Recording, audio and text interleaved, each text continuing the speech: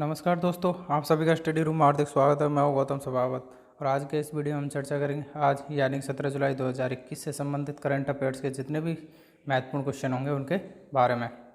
पहले हम क्वेश्चंस देखेंगे, उसके बाद में हम क्वेश्चन की डिटेल्स भी जानेंगे कि उससे संबंधित और कौन कौन से फैक्ट है। दोस्तों, यह मेरा बायोडाटा है। मैं पोस्ट ग्रेजुएशन में पॉलिटिकल साइंस से की हुई है, वहीं पर यूजीसी नेट भी पॉलिटिकल साइंस से किया हुआ है। बाकी ये है सी एग्ज़ाम्स जो मेरे द्वारा क्लियर की गई है। तो चलिए आज का वीडियो शुरू करते हैं। आज का क्वेश्चन नंबर फर्स्ट है, हाल ही में चर्चित रहा मोंक फ्रूट का संबंध किस देश से है? ऑप्शन है चीन, बी रूस, सी कजाकिस्तान और डी है ताजिकिस्तान। इसका जो सही आंसर ऑप्शन है चीन है। तो ये चर्चित क्यों रहा है इसके बारे में जान लेते हैं, और मोंक फ्रूट है क्या इसके बारे में भी हम जान लेते हैं। तो दोस्तों, ये जो फ्रूट आप देख पा रहे हो ये है मोंक फ्रूट, जो कि एक 12 मासी फ्रूट है। अब ये चर्चित इसलिए रहा क्योंकि दोस्तों इसकी पहली बार फसल भारत में की जा रही है, और भारत के हिमाचल प्रदेश राज्य में, और वो यहाँ पर भी कुल्लू में। मोंक फ्रूट अपने जो गुण हैं उनके लिए जाना जाता है। ये एक नॉन कैलोरी नेचुरल प्राकृतिक स्वीटनर इसे कहा जाता है, और कुल्लू के रायसन गांव में इसका परीक्षण किया जा रहा है और 50 पौधे लगाए गए हैं। और इस फसल से अनुमान लगाया जा रहा है कि 3 से 3.5 लाख रुपए प्रति हेक्टेयर आर्थिक लाभ हो सकता है। तो अब इसका जीवन काल 4 से 5 साल का होता है, और 12 मासी फसल है। 9 महीने बाद फल लगना शुरू हो जाता है, और इसका जो परिस्थिति है वह 16 से 20 डिग्री सेल्सियस वार्षिक औसत तापमान और आर्द्र परिस्थितियों वाले पहाड़ी क्षेत्रों में यह अच्छे से उगता है। तो अब देखते हैं यदि इसका प्रयोग सफल रहता है तो भारत में इसकी व्यावसायिक स्तर पर खेती शुरू कर दी जाएगी। अब दोस्तों, ये है चाइना, जहाँ से इस फल को लाया गया है। तो दोस्तों, चाइना का देख लेते हैं किस किस देश से ये बाउंड्री अपनी शेयर करता है। दोस्तों, North Korea, Russia, Mongolia, Kazakhstan, Tajikistan, Bharat, Nepal, Bhutan और यह है म्यांमार और लाओस, वियतनाम के साथ अपनी बाउंड्री शेयर करता है। और वहीं पर दोस्तों एक बार हम इसमें देख लेते हैं हिमाचल प्रदेश है कहाँ। तो दोस्तों, यह है हमारा प्यारा भारत, और ये जो ब्लू लाइन में ड्रॉ कर रहा हूँ ये है हिमाचल प्रदेश। तो हिमाचल प्रदेश देखो किस किस के साथ बाउंड्री शेयर करता है। दोस्तों, लद्दाख केंद्र शासित प्रदेश, जम्मू कश्मीर केंद्र शासित प्रदेश के साथ, पंजाब, हरियाणा और उत्तर प्रदेश, और यह है उत्तराखंड, और यह साथ ही साथ इंटरनेशनल बॉर्डर शेयर करता है तिब्बत के साथ, और तिब्बत पर अभी कब्जा किया हुआ है चाइना ने। तो नेक्स्ट क्वेश्चन है, हाल ही में हुई संघाई सहयोग संगठन की बैठक 2021 का आयोजन स्थल कौन सा शहर है? ऑप्शन है दिल्ली, बी कराची, सी मॉस्को, डी दुशान्बे। तो एससीओ की जो अभी बैठक हुई किस शहर में, इसका सही आंसर ऑप्शन डी यानी कि दुशान्बे शहर में इस बैठक का आयोजन किया गया, जिसमें अफगानिस्तान पर भारतीय विदेश मंत्री एस जयशंकर द्वारा डीप में चर्चा की गई थी। साथ ही साथ आतंकवाद और क्षेत्रीय मुद्दों पर भी इसमें चर्चा की गई थी। तो अब ये दुशान्बे है क्या? तो दोस्तों, दुशान्बे है जो ताजिकिस्तान की राजधानी है। इसमें हमारे विदेश मंत्री एस जयशंकर ने इस बैठक में भाग लिया था, और आतंकवाद के जो वित्तीय सहायता कहाँ से मिलती है उसे कैसे रोका जाए उस पर इसमें चर्चा की गई थी। इस बैठक में रूस, चीन, पाकिस्तान के विदेश मंत्री भी शामिल हुए थे। साथ ही साथ अफगानिस्तान की स्थिति पर भी चर्चा हुई थी। नेक्स्ट क्वेश्चन है, तो एक बार हम ताजिकिस्तान को इस मैप में भी देख लेते हैं ताजिकिस्तान है कहाँ। तो दोस्तों, यह है ताजिकिस्तान, हल्का येलो, और इसमें ये किस किस के साथ बाउंड्री शेयर करता है। देखो दोस्तों, यह है चाइना, यह है किर्गिस्तान, यह है उज्बेकिस्तान, और यह है अफगानिस्तान, और यह है पाकिस्तान, और यह भारत। तो भारत के साथ तो बाउंड्री शेयर करता नहीं है, भारत पाकिस्तान के साथ, या अफगानिस्तान के साथ, उज्बेकिस्तान, कजाकिस्तान, किर्गिस्तान और चाइना के साथ शेयर करता है। और ये है इसकी राजधानी दुशान्बे, जहाँ पर यह मीटिंग आयोजित की गई थी। तो ये सेंट्रल एशियन देश है। और एक बार हम इसके बारे में जान लेते हैं। तो एससीओ में दोस्तों 8 स्टेट है। ये जो ब्लू कलर देख पा रहे हैं ये इसके मेंबर्स है। फाउंडिंग मेंबर 5 थे, अब वर्तमान 8 सदस्य है। चाइना, कजाकिस्तान, किर्गिस्तान, रसिया, ताजिकिस्तान, उज्बेकिस्तान, इंडिया और पाकिस्तान। नेक्स्ट क्वेश्चन है, केंद्रीय सूची में ओबीसी के भीतर उपवर्गीकरण के मुद्दे का जांच के लिए गठित जो आयोग है उसका प्रमुख कौन है? ऑप्शन है जी रोहिणी, बी अजित डोभाल, सी लोकेश कुमार प्रजापति और डी एस सुधा यादव। तो इसका जो सही आंसर है ऑप्शन ए जी रोहिणी जी को इस आयोग का प्रमुख बनाया गया। तो यह आयोग क्यों बनाया गया दोस्तों? ओबीसी के वर्ग के भीतर वर्गीकरण करने के लिए कि जो ओबीसी में का जितनी भी कास्ट है उनमें भी कुछ अगड़ी पिछड़ी है, तो उन पिछड़ी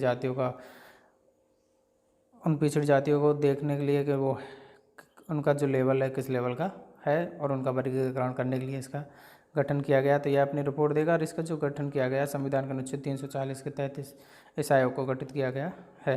31 जनवरी 2022 तक यह अपनी रिपोर्ट देगा। नेक्स्ट क्वेश्चन है, कौन सी भारतीय फार्मा कंपनी भारत में रूसी कोविड-19 स्पुतनिक वैक्सीन स्पुतनिक वी का उत्पादन करेगी? ऑप्शन है Serum Institute of India, B premium serum private limited, C है बायोमेड प्राइवेट लिमिटेड और डी है बायोनिक फार्मास्यूटिकल्स। तो इसका जो सही आंसर ऑप्शन है सीरम इंस्टीट्यूट ऑफ इंडिया के द्वारा भारत में स्पुतनिक वी वैक्सीन का उत्पादन किया जाएगा। अब भारत में कहाँ किया जाएगा? तो दोस्तों पुणे में स्थित है ये सीरम इंस्टीट्यूट ऑफ इंडिया, वहाँ पर इसका उत्पादन किया जाएगा। तो पुणे कहाँ पे? महाराष्ट्र में है। तो यह कोरोना वायरस को रोकने वाली एक वैक्सीन है। इसमें जो पैसा है वो रशियन डायरेक्ट इन्वेस्टमेंट फंड द्वारा लगाया जा रहा है। अब एक बार हम मैप में भी थोड़ा देख लेते हैं। दोस्तों ज़्यादातर जो कंपनी है हमारी ये तेलंगाना के हैदराबाद में है, बायो क्षेत्र में, लेकिन ये जो सीरम इंस्टीट्यूट है महाराष्ट्र के पुणे में है। तो ये है दोस्तों महाराष्ट्र। तो ये बाउंड्री शेयर करता है गोवा के साथ, कर्नाटक के साथ, गुजरात के साथ, और यह है मध्य प्रदेश और यह है छत्तीसगढ़। नेक्स्ट क्वेश्चन है, भारत की भीम यूपीआई भुगतान प्रणाली को अपनाने वाला पहला पड़ोसी देश कौन सा है? ऑप्शन है बांग्लादेश, बी नेपाल, सी भूटान और डी है पाकिस्तान। तो इसका जो सही आंसर ऑप्शन सी भूटान है। भूटान के द्वारा भारत की भीम यूपीआई भुगतान प्रणाली को अपनाया गया है। तो पहला पड़ोसी देश है, दूसरा एशियाई देश है। तो इससे पहले सिंगापुर ने भी भारत की भीम यूपीआई प्रणाली को अपनाया है। तो अब ये डिजिटल जो बैंकिंग ट्रांजैक्शन होंगे उनमें भारत के भीम यूपीआई टेक्नोलॉजी का उपयोग किया जाएगा। और एक बार हम भूटान को देख लेते हैं मैप में है कहाँ। तो दोस्तों ये हमारा प्यारा भारत और ये जो मैप मैं ड्रॉ कर रहा हूँ ये है भूटान। छोटा सा देश है, प्यारा सा देश है, नेचुरल ब्यूटी यहाँ पर पर्याप्त है। कभी जाओ तो घूमने का मौका, कभी ना, यहाँ आसपास जाओ तो कभी घूमना ना भूलें। नेक्स्ट क्वेश्चन है, हाल ही में एनटीपीसी रेल ने किस राज्य में भारत की सबसे बड़ी सौर फोटोवोल्टिक परियोजना स्थापित करने का प्रस्ताव रखा है? ऑप्शन है महाराष्ट्र में, बी केरल, सी गुजरात और डी कर्नाटक। तो इसका जो सही आंसर ऑप्शन सी गुजरात में इस तरह का प्रस्ताव रखा गया। नेशनल थर्मोन्यूक्लियर पावर कॉरपोरेशन और ये रेल यानी रिन्यूएबल एनर्जी लिमिटेड। तो गुजरात में कहाँ रखा गया, क्या है? तो दोस्तों 4750 मेगावाट की क्षमता का यह जो संयंत्र होगा यह गुजरात के कच्छ के रण में स्थापित होगा। अब गुजरात का कच्छ है कहाँ, वो अभी हम मैप में हम देख लेते हैं। और 2022 तक इस योजना को बनाया जाएगा और इसका लक्ष्य होगा प्रोडक्शन को भी 60 गीगावाट होगा अक्षय ऊर्जा। तो दोस्तों ये है हमारा प्यारा भारत और ये है गुजरात। और गुजरात में ये जो मैं कर रहा हूँ ड्रॉ ये है कच्छ। तो कच्छ गुजरात का एक स्टेट है। अब इसका जो हेडक्वार्टर है वो भुज में है और लगभग इसका जो कवर एरिया है 45,674 स्क्वायर पर किलोमीटर है। तो ये लार्जेस्ट डिस्ट्रिक्ट है भारत का भी। कच्छ भारत का सबसे बड़ा डिस्ट्रिक्ट है और पॉपुलेशन यहाँ की ज़्यादा नहीं, लगभग 30 लाख के आसपास यहाँ की पॉपुलेशन है।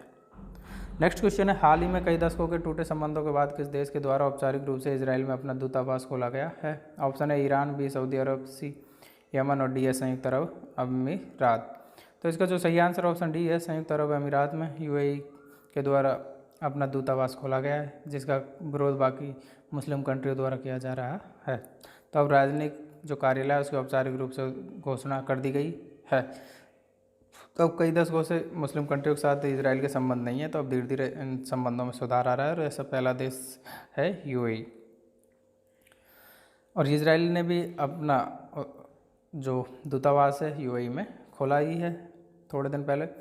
तो दोस्तों एक बार यूएई के बारे में भी जान लेते हैं। इसे अमीरात से भी कहा जाता है और एशिया के वेस्टर्न में लोकेटेड यह है, अरेबियन पेनिनसुला पर स्थित है। बॉर्डर यह जो मैरीटाइन बॉर्डर है तो ये पर्शियन गल्फ, कतर और ईरान के साथ शेयर करता है। इसकी राजधानी अबू धाबी है और यहाँ के प्रेसिडेंट खलीफा बिन जायद अल नाहयान है। पॉपुलेशन लगभग 1 करोड़ से भी कम है।